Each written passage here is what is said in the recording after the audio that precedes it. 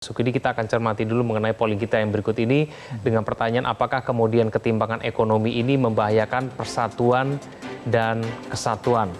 Nah ini karena ada kemiskinan itu tadi akhirnya kemudian membuat ketimpangan ekonomi yang begitu jauh, begitu lebar sehingga kemudian 95% menyatakan iya. Nah, ini mantan Wakil Presiden Yusuf Kala pernah mengatakan akar sebagian besar konflik di Indonesia adalah ketimpangan ekonomi, ketidakpuasan, akhirnya melahirkan pemberontakan. Nah, contoh lain pada tahun 1969, Perdana Menteri Malaysia Tun Hussein Onn meminta bantuan Indonesia untuk mengatasi ketimpangan ekonomi.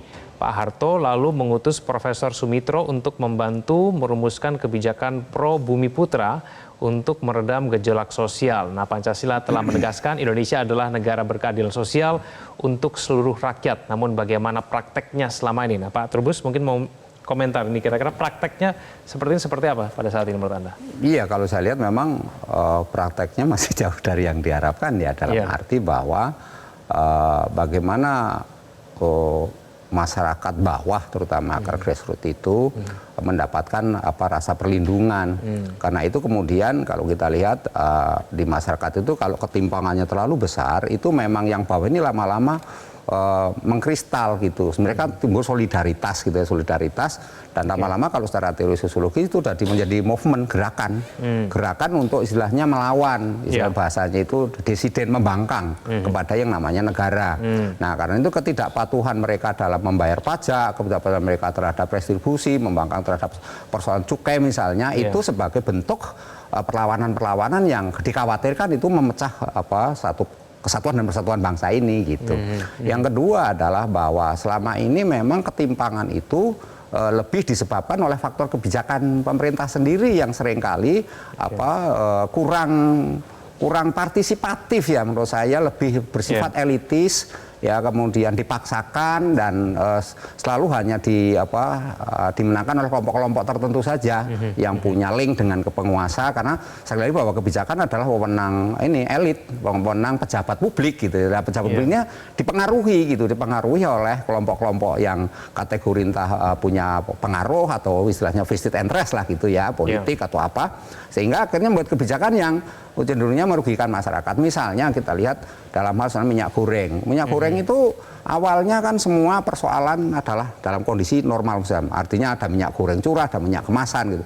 Tapi kemudian minyak kemasan ini dibuat langka gitu. Kalau kebijakan pemerintah yang kemudian memang langka di pasaran, nggak ada, karena ada yang tetapi ada kelompok-kelompok tertentu yang karena kepentingan politik bisa istilahnya mengambil itu begitu banyak, kemudian diberikan kepada masyarakat bisa dengan harga yang cukup murah. Nah, sehingga yang terjadi minyak goreng itu yang harusnya menjadi milik publik, akhirnya yang terjadi makin hari makin mahal, harganya tidak terkendali. Terus minyak curah yang awalnya itu hanya minyak untuk gorengan-gorengan yang kelas inilah, minyak gorengan, jualan penggorengan itu ya, nasi goreng lah gitu ya.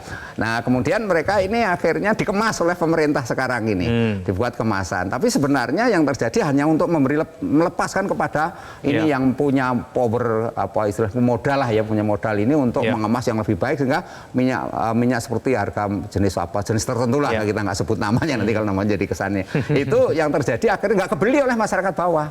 Nah, yang minyak yang berkualitas. Nah, ini contoh betapa akhirnya ketimpangan ini menyebabkan masyarakat merasa kecewa gitu. Yang kedua kemudian kita lihat bagaimana kemudian masyarakat bawah ini ya akhirnya terhadap persoalan pupuk misalnya ya, kita lihat bahwa pupuk selama ini sangat sulit didapatkan gitu, harganya mahal, tidak terjangkau, sementara begitu harga panen beras atau panen padi itu harganya murah dan dikuasai oleh tengkulak-tengkulak ataupun modal-modal, sehingga akhirnya masyarakat yang kategori petani ini nah keluarlah misalnya kebijakan food estate. Kebijakan food estate ternyata juga belum bisa mengharapkan juga. Akhirnya itu menjadi sehingga ketimpangan ini menurut saya memang pada akhirnya bermuara kepada ketidakpuasan, kekecewaan, konflik yang dikatakan sama Pak Yusuf Kala ini menjadi hal yang benar gitu ya. Artinya memang sumber persoalannya adalah tuntutan publik yang tidak pernah diakomodir, ataupun diakomodir hanya sebagian, hanya kepentingan yang sifatnya menguntungkan bagi elit itu. Karena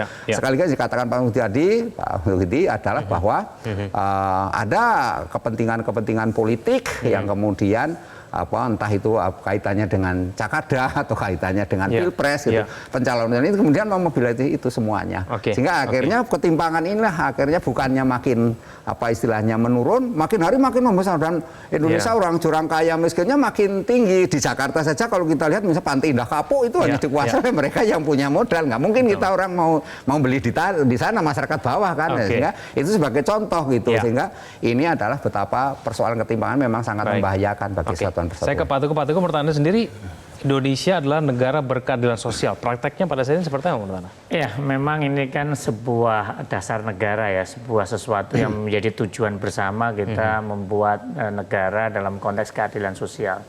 Tetapi memang dalam praktek kita ya harus kita jujur mengakui konteks keadilan sosial kita memang belum berjalan dengan baik.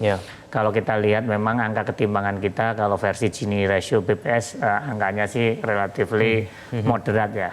Itu berdasarkan pengeluaran. Tetapi kalau melihat dalam konteks yang lebih besar, misalnya ketimpangan dalam konteks kekayaan atau konteks dalam aset finansial, ketimpangan kita ini jauh lebih besar dibandingkan yang sesungguhnya. Sehingga sebenarnya dalam konteks ini isu ketimpangan ini akan menjadi sebuah isu yang krusial karena akan mempengaruhi banyak hal. Dalam konteks ketimpangan pendapatan ini akan mempengaruhi yang kita sebut misalnya ketimpangan akses. Karena memang misalnya pendidikan berkualitas hanya bisa diakses oleh kelompok-kelompok atas. Sedangkan kelompok yang di bawah akses pendidikannya mungkin kualitasnya kurang. Itu pertama, masalah akses. Yang berikutnya adalah juga karena perbedaan ketimpangan tadi, misalnya ketimpangan kaya miskin ini, makanya yang terjadi maka kalau tidak ada upaya untuk mendekatkan gap antara yang kaya dan yang miskin, dan juga tidak ada upaya untuk mengurangi gap tadi ketimpangan kesempatan. Ke depan ini negara kita menjadi sebuah negara yang bisa divided society. Artinya kita akan ada sebuah yang kaya ini grup kaya sama kelompok miskin gitu.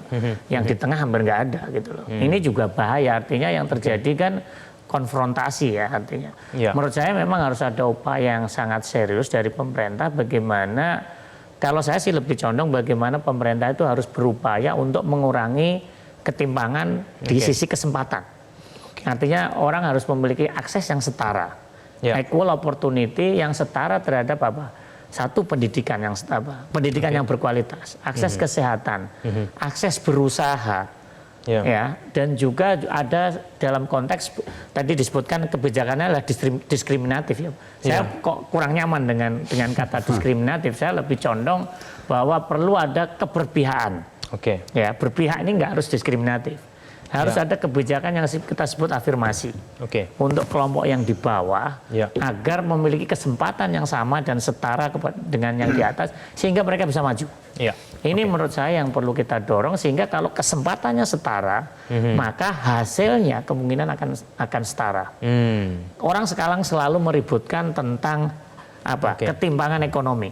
Tapi kan yang perlu diselesaikan adalah ketimpangan di ujungnya kan. Kesempatan berusaha, kesempatan untuk pendidikan, kesempatan untuk berusaha ini yang perlu kita dorong. Sehingga dalam konteks keadilan sosial itu akan tercapai kalau kita bisa membuat yang namanya kesetaraan kesempatan kepada seluruh anak bangsa untuk pendidikan, kesehatan, berusaha, dan yang lain-lainnya. Baik, kita jeda kembali. Pemirsa jangan kemana-mana, Visi Negarawan akan segera kembali untuk Anda. Jelajahi cara baru mendapatkan informasi. Download Metro TV Extend sekarang.